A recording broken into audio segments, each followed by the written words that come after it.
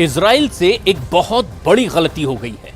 Israel की सेना के हमले में लेबनान का एक सैनिक मारा गया है, जबकि 3 इसमें घायल भी हुए हैं। इजराइल का युद्ध हिजबुल्लाह से चल रहा है, लेकिन अब इस हमले के बाद इजराइल के लिए मुश्किल बढ़ सकती है।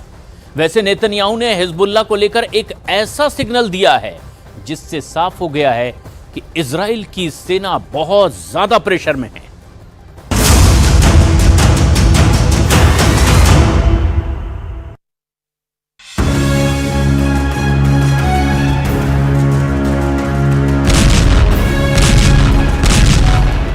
जब भी नेतन्याहू के सामने ऐसी तस्वीरें आती हैं, वो बेचैन हो जाते हैं। ये इजराइल का दूसरा सबसे बड़ा शहर हाइफा है और यहाँ हिजबुल्लाह के हमलों ने इजराइल को झकझोर कर रख दिया है। कभी जमीन पर आग तो कभी आसमान में आग। ये हिजबुल्लाह के रॉकेट हैं। नसरल्लाह को मरे 1.5 महीने से ज्यादा का वक्त बीत चुका है, लेकिन हिजबुल्लाह की आग इजराइल पर लगातार बरस रही है। हिजबुल्लाह के रॉकेट से बचने के लिए इजराइल की सड़कों से ऐसी तस्वीरें आती हैं। लोग अपनी गाड़ियों की आड़ में छुप जाते हैं ताकि किसी तरह रॉकेट की जद से बच सकें। इजराइल और हिजबुल्लाह के बीच युद्ध तेज होता जा रहा है और यही नेतन्याहू का सबसे बड़ा खौफ भी बन चुका है। इजराइल के बड़े अखबार हारेट्ज की यह खबर देखिए। इस खबर ने इजराइल के वॉर कैबिनेट को बेचैन कर दिया है, क्योंकि खबर में लिखा है कि नेतन्याहू लेबनान के साथ सीज फायर के बारे में सोच रहे हैं। खबर में बताया गया है कि लेबनान में ग्राउंड ऑपरेशन जारी रखते हुए भी नेतन्याहू कैम्प और हिजबुल्लाह के बीच सीज फायर की कोशिश जारी है और इसमें अमेरिका का भी दखल है।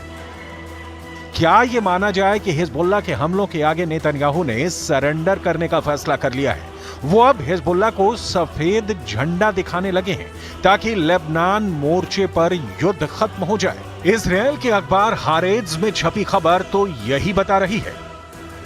क्या यह माना जाए कि नसरल्लाह के मरने के बाद हिजबुल्लाह के 10 कमांडरों को खत्म करने के बाद भी नेतन्याहू ने हैंड्स अप कर दिए हैं, यानी अब आगे का युद्ध लड़ना उनके बस की बात नहीं रही। अब तक नेतन्याहू ऐसा धमाका दिखाते रहे हैं। वो साबित करना चाहते हैं कि दक्षिण लेबनान में चल रहा ग्राउंड ऑपरेशन उनके कंट्रोल में है और हिजबुल्लाह बुरी तरह हार रहा है। इसी धमाके का दूसरा वीडियो देखिए। ग्राउंड ऑपरेशन के 1.5 महीने बाद भी दक्षिण लेबनान नेतन्याहू के कंट्रोल में नहीं है। इजराइल की सेना दक्षिण लेबनान में मौजूद है। दिन रात ऑपरेशन चल रहा है, लेकिन उसकी कामयाबी पर सवाल उठ रहे हैं। התיאור של המרחב הזה הוא ייתן לנו את תנאי הבסיס מפה לעשות את הדברים הנכונים כדי שבאמת בעמק למטה יהיה בטוח। गाजा में बमबारी के साथ साथ लेबनान की तरफ कूच करना क्या नेतन्याहू की सबसे बड़ी भूल साबित हुई है? क्या लेबनान में 13,000 से ज्यादा हमलों के बावजूद हिजबुल्लाह को पूरी तरह ना खत्म कर पाना इजराइल की सबसे बड़ी नाकामी है? इस वक्त दक्षिण लेबनान में नेतन्याहू की वॉर बैटरी कमजोर साबित हो रही है। हिजबुल्लाह के खिलाफ नेतन्याहू को छोटा रिचार्ज नहीं बल्कि हैवी बैटरी की जरूरत है, जो उनके युद्ध का बेड़ा पार लगा सके। इजराइल का दावा है कि उसने हिजबुल्लाह के सैकड़ों अड्डों को खत्म किया है। 27 सितंबर को नसरल्लाह के मारे जाने के बाद से अब तक कोई शक नहीं कि इजराइल की बमबारी के आगे हिजबुल्लाह लाचार साबित हुआ है। बेरूत में जब जब बम गिरता है, हिजबुल्लाह की सांस रुक जाती है। לפעילות הקרקעית בדרום לבנון, אנחנו ממשיכים לתקוף מהאוויר. אנחנו תוקפים בכל רחבי לבנון, מהדחיה ועד דמשק. בשבוע האחרון תקפנו יותר מ-300 מטרות מהאוויר ברחבי לבנון. מתוכם כ-40 מטרות בלב הדחיה בביירות. תקפנו מחסנים של אמצעי לחימה, מפקדות צבאיות וסוללות טילים של חיזבאללה. השמדנו את מרבית אתרי הייצור ומחסנים של אמצעי לחימה של חיזבאללה בביירות, ואנחנו ממשיכים לפגוע במה שנותר. अब ये वीडियो देखिए। बेरूत के तायोना इलाके में इजराइल ने 11 मंजिला इमारत पर बम गिराया। अब इस धमाके के दौरान जो बम गिरा, उस बम की फोटो देखिए। ये अमेरिका की तरफ से सप्लाई किया गया जेडएम बंकर बस्टर बम है। ये जीपीएस गाइडेड बम है। 300 किलो से लेकर 950 किलो तक का ये बम अपने टारगेट के 5 मीटर के दायरे में गिरता है। ये बम इस 11 मंजिला बिल्डिंग की तरफ बढ़ता है। इजराइल का दावा है कि ये बिल्डिंग हिजबुल्लाह का ठिकाना है। और फिर देखिए ये धमाका। ऐसे हुआ ये धमाका जिसमें पूरी इमारत ढह गई। 1000 मौत, 2000 मौत, 3,000 मौत, 3,452 लोगों की मौत। यह है लेबनान पर इजरायल की बमबारी का अब तक का रिजल्ट। लेकिन दक्षिण लेबनान में चल रहे ग्राउंड ऑपरेशन में इजरायल को कई झटके लगे हैं और यही नेतन्याहू के लिए बहुत बड़ा चैलेंज बन चुका है। उनके विमानों ने आसमान से बमबारी करके तो हिजबुल्लाह को घुटनों के बल ला दिया है, लेकिन ग्राउंड ऑपरेशन में इजरायल को बहुत बड़े झटके लगे हैं, क्योंकि दक्षिण लेबनान और गाजा दोनों जगह से इजरायल के लिए बुरी खबरें आ रही हैं। दक्षिण लेबनान में हिजबुल्लाह का दावा है कि वो इजरायल के 95 से ज्यादा सैनिकों को मार चुका है, जबकि 7 अक्टूबर से अब तक गाजा युद्ध में इजरायल के 783 सैनिक हमास के हमले में मारे जा चुके हैं। सवाल है कि इतनी लाशों को देखकर इजरायल की वॉर कैबिनेट में क्या चल रहा है? नेतन्याहू वॉर रूम में क्या फैसले ले रहे हैं?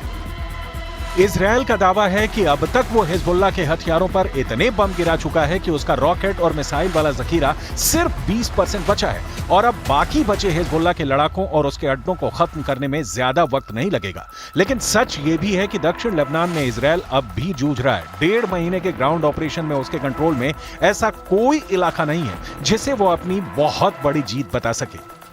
אני רוצה שתדעו שצה"ל במקביל עובד חזק מאוד. היום תקפנו כבד מאוד בביירות, בדחיה, מטרות של חיזבאללה.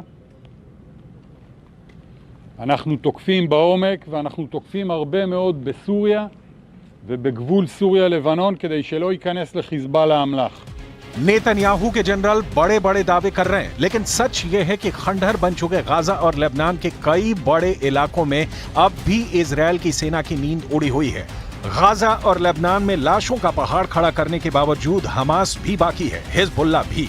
इजरायल के लिए मैसेज साफ है, लेबनान और गाजा में जितने इजरायली टैंक फट रहे हैं, ऐसे हर धमाकों के साथ साबित हो रहा है कि हिजबुल्लाह और हमास कमजोर नहीं हुए हैं।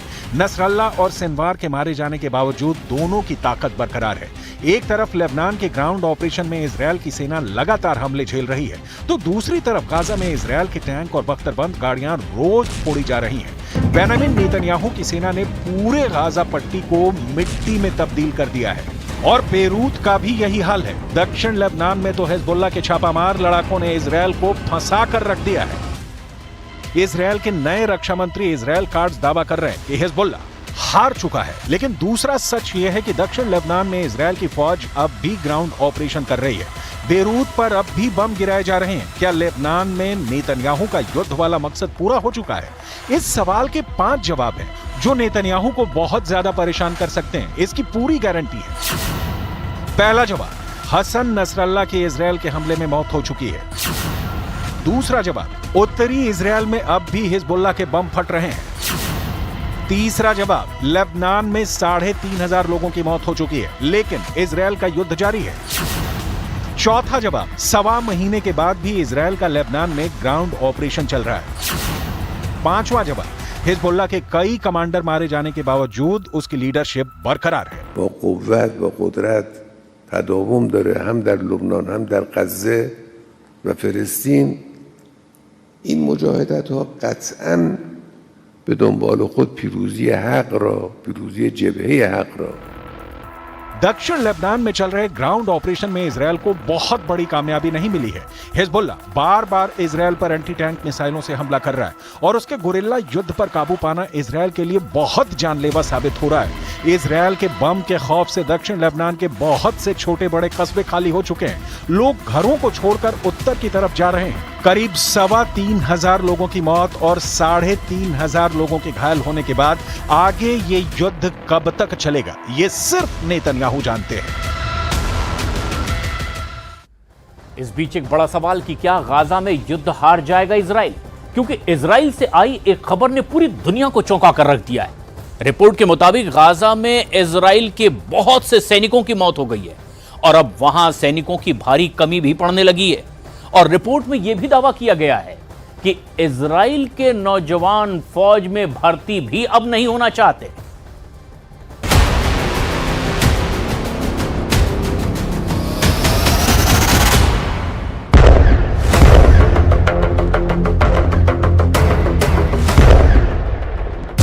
इजरायल में भाड़े के सैनिकों की भर्ती। जब से दुनिया के सामने ये रिपोर्ट आई है, हर किसी की जुबान पर सिर्फ एक ही सवाल है। सवाल ये, कि क्या गाजा युद्ध हार रहा है इजराइल? क्या हिजबुल्लाह के हमलों से कमजोर पड़ गया है इजराइल? क्या इजराइल में लोगों की इतनी कमी हो गई है कि भाड़े के सैनिकों से इजराइल ने भर्ती अभियान छेड़ दिया है? क्या ईरान के मिलिशिया ने नेतन्याहू को घेर लिया है? सभी सवालों के जवाब देंगे आपको, लेकिन सबसे पहले वो खबर जिसकी चर्चा दुनिया के हर देश के राष्ट्राध्यक्ष की जुबान पर है, जो खबर हर न्यूज़पेपर की हेडलाइन बनी हुई है कि नेतन्याहू की सेना कमजोर हो गई है, नेतन्याहू की सेना थक चुकी है, नेतन्याहू के सैनिक युद्ध करने लायक ही नहीं बचे।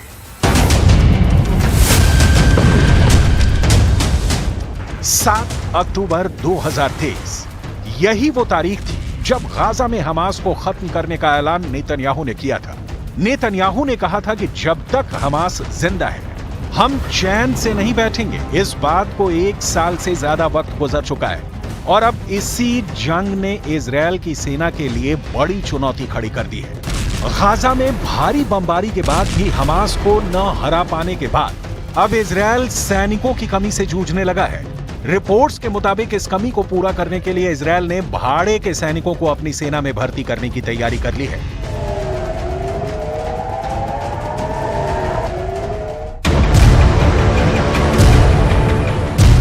गाजा जंग लड़ते लड़ते इजरायली सेना के हौसले पस्त हो चुके हैं। अरब मीडिया की रिपोर्ट्स के मुताबिक कई इजरायली सैनिक जंग के मैदान से भागने लगे हैं। इजरायल की रिजर्व सेना ने भी जंग का हिस्सा बनने से इनकार कर दिया है। इसलिए अब इजरायल अपनी सेना में विदेशी लड़ाके भी भर्ती करने लगा है और इसके लिए वो लड़ाकों को कई तरह के लालच भी दे रहा है। 7 अक्टूबर के बाद से इजरायल के लगभग 12,000 सैनिक घायल हुए हैं और 783 सैनिक मारे गए हैं। जानकारों का दावा है कि मरने वाले सैनिकों की तादाद इससे और कहीं ज्यादा हो सकती है। रिपोर्ट्स के मुताबिक घायलों में 140 सैनिक ऐसे हैं जो अब कभी भी बिना सहारे के नहीं चल पाएंगे। बंदूक उठाओ, नागरिकता लो। विदेशी मीडिया के मुताबिक इजरायल अपनी फोर्स में भाड़े के सैनिकों को भर्ती करने के लिए तरह तरह की लालच भी दे रहा है।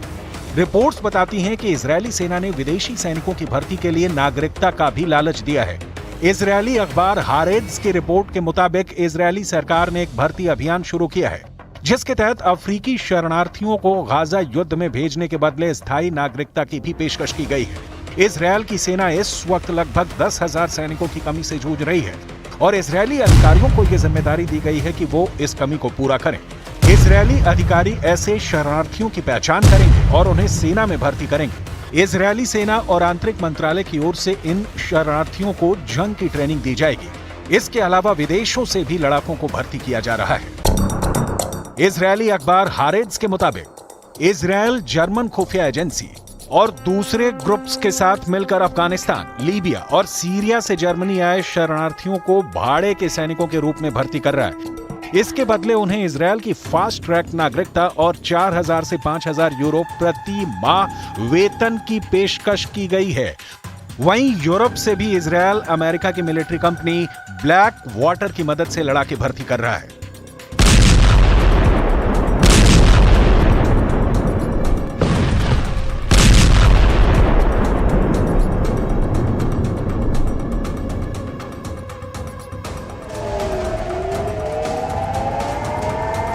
अब इस तस्वीर को देखिए। अभी 4 दिन पहले की ये खबर है जब आईडीएफ ने आधिकारिक तौर पर उत्तरी गाजा में मारे गए अपने सैनिकों के नाम और तस्वीरें जारी की।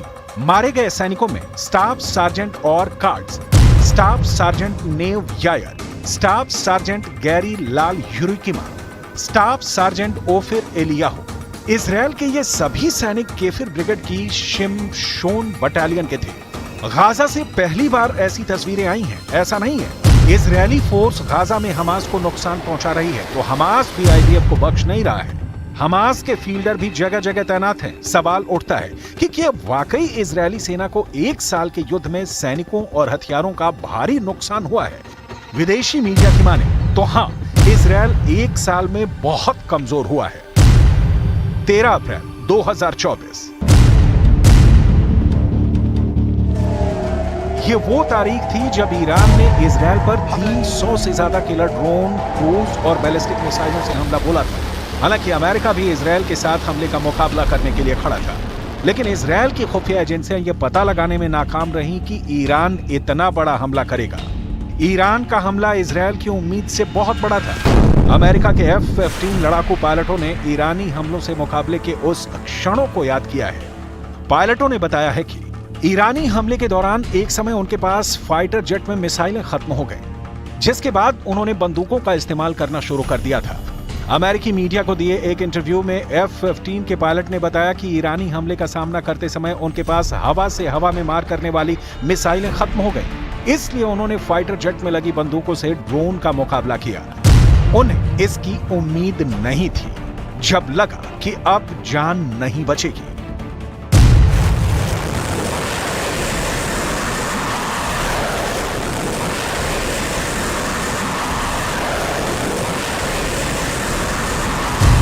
अमेरिकन पायलट्स के मुताबिक खतरनाक रूप से कम ऊंचाई पर उड़ते हुए पूरी तरह अंधेरे में विमान की बंदूक से ईरानी ड्रोन को गिराने की कोशिश की, जो बहुत मुश्किल से दिखाई दे रहे थे। ये पूरी तरह से अंधेरे में पायलटों के लिए खतरनाक कोशिश थी, लेकिन फिर भी हम ईरानी ड्रोन को गिराने में नाकाम रहे। अब एक बार फिर ईरान इजरायल पर हमले की तैयारी में लगा हुआ है और बार बार ईरानी जनरल कह रहे हैं कि इस हमले को इजरायल की पुश्तें भी याद रखेंगी।